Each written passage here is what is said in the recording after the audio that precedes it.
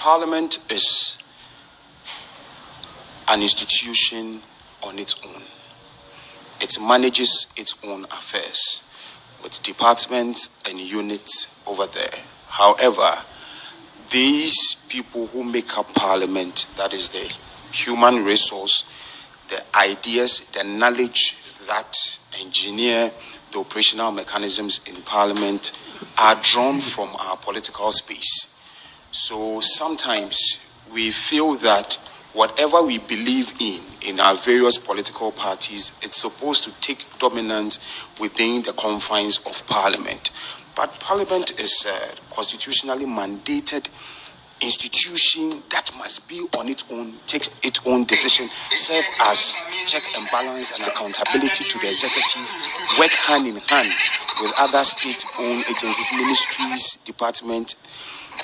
I feel that, as Addo said, about ministers, chunk of them coming from Parliament, it affects the operations of Parliament greatly, because when you should have an opportunity to attend a committee sitting of Parliament, you would greatly appreciate the work of your parliamentarian. And honestly speaking, if you are harboring any idea of going to Parliament and you look at the voluminous documents that these individuals need to review constantly together with their research assistants, the knowledge, in-depth of knowledge on so many things that they are supposed to be able to speak on, and you sit back, you might review your note on not wanting to go to Parliament anymore. Because it is, if you don't love reading, you can't go there. If you don't love analysis, critiquing, if you don't like comparative analysis, you might not want to go there. That is why sometimes, mostly lawyers find it convenient to go into the House of Parliament because they love reading. Yes. They love to argue their cases out. They love to research and all that. Other fields of endeavor, many people will just brush through certain few things, just run with whatever idea or framework that they are working within. So it is high time. There's been a Constitutional Review Commission that came up with their reviews and their proposals and propositions here and there. But I feel that the political will is lacking. The political will is lacking because one of the key things that the recommendations is that we should extend the tenure of the president from 4 years to 5 years.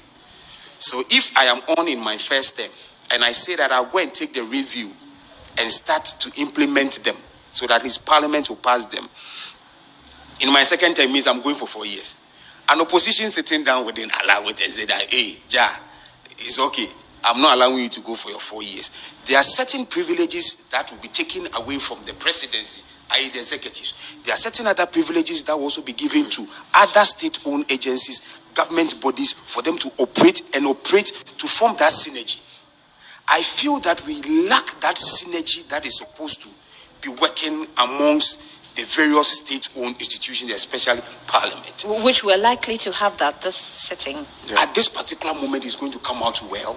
That is why I am proposing, and I was talking about it with Habib, that, listen, don't come out with we are the executives posture. Don't come out with, we have the speaker posture.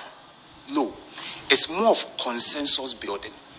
I repeat, this is going to be a litmus test for our parliamentarians to measure them as to how or if they are they there for themselves or they are there for the collective interest of Ghana.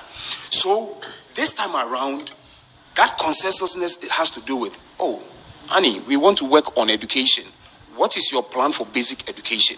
What is your plan for secondary education? We want to build a 6-pillar plan for education. Can you give us 2 of your ideas? Can you give us 3 of your ideas? So that when we table it by Parliament, in front of Parliament, and we deliberate, and Parliament is supposed to give us the green light to go ahead. When that idea becomes a running policy, it is a shared policy. Because the output leading to the outcome will be a shared collective interest of Ghanaians. If the foundation is strong, your party by all means. NDC will never be in opposition forever. NPP will never be in government forever. So whatever foundation that is being built, meaning that whatever gains that will be coming, any other person will come and benefit from the fruit and the outcomes thereof. Now, the 7th Parliament has been a very interesting one, from hostility, i.e. by the Speaker of Parliament, the former Speaker, Michael Quay. There's been several occasions where Haruna Idrisu, Honorable, has had cause to be angry on the floor of Parliament, chastising the Speaker for his biasness towards them and the hostile attitude that he portrayed towards them. There's been issues of scandals. You remember the sit by the president scandal, the trade Alan Cash scandal. You remember this vetting scandal with the Ejako. You remember that one, the energy scandal, the PDS one. You remember those ones. You remember the recent one, Ejapa. What does that tell us? And it tells us that we need a kind of quality human resource to fill Parliament as an institution. So as you mentioned, as scandals, I just wanted to mention a few things happened. We had the Jakon Ayerga bribery scandal. Yes. We had the Jogate committee reports. Yes. No evidence of bribery scandal. Yes. We had the Mahama Ayerga renders proper apology. Yes. We had the minority sages walkout over Otiko Jaba's appointment. We had the minority staging walkout on minority parliament stage, a second walkout. And we had MPs involved in alleged visa fraud scandal. And then, a Japan scandal. Yeah. So those were a few of the scandals we listed. You see, so these are many of them, but there are good sides to with them, meaning that more bills have been passed, agreements have been passed. Key amongst them is the Office of the Special Prosecutor that we all hail the 7th Parliament for, and then the right to information. That was very, very key, that these are significant landmark bills, legal frameworks that will anchor us to a certain level in society, because whatever happens, it's supposed to be guided and guarded strictly by law. And if we have such acts in place, I mean that I drove my heart out to the 7th Parliament for going the extra mile to do all these things. And that is not just enough. The 7th Parliament, under the direction of the former Speaker, Mark Oron Quay, Right Honorable, institutionally has been able to, the Job 600 has been finished. I know that now MPs have their offices, their private offices, and the waiting area. There's now, I think that the security and then also the police station has been beefed up.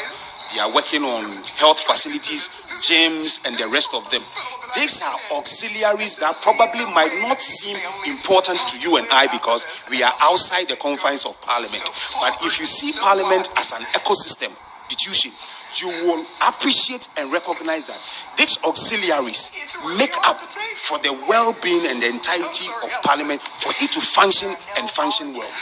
You know, you have your parliamentary press corps, your rep in Parliament, and there's been constant upgrade of their knowledge, i.e., led by Addo as the Director of Public Affairs in Parliament.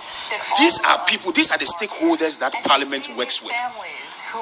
Whether Parliament will move on or Parliament will not move on, it depends keenly on these stakeholders. So Parliament has taken it upon itself to build the capacities of these stakeholders for them to understand the workings, the duties of Parliament, so that reporting will be accurate and factual. In the sense that mostly things happen on the floor of Parliament, and you see reporters not having the right words, the right descriptive narrative for you to describe all these things. They go like, oh, there's been scuffle on the floor of Parliament, blows are throwing, flying, and here and there. You ask yourself, Charlie, this is Parliament. Parliament is supposed to exchange words and argumentatively. That is what is supposed to be done, because they are making laws, they are trying to pass bills, and they are trying to pass contracts. So when you see me and Abib arguing, throwing punches, me quoting acts, section this, an outsider of Parliament might see us and go like, hey, These guys are really angry and they are fighting amongst themselves. However, everything we are doing is based on the 1992 Constitution and the standing orders of Parliament. So I am happy that under the direction of the former Speaker, at least most Ghanaians have been able to appreciate the work of Parliament. Now Parliament is more visible, and I also congratulate Kate Addo for his immense work that he's doing. I mean, now Parliament is coming on Facebook Live. Sometimes you go and watch Facebook Live Parliament 1 hour ago, and Shatawale 5 minutes ago. Shatta is hitting 5K, and Parliament is around 20 people watching Parliament. But now the interest is now there. She's whipping it together with her team and other people. Now they are doing more of the public relations and these administrative works that are also building up. So I am happy that the foundation has been set. Now it is up to us for the 8th Parliament, which is going to be an interesting one. And it's going to be so much interesting that if you are not a student of public administration, governance, leadership, politics, and other diplomacy, you might not even appreciate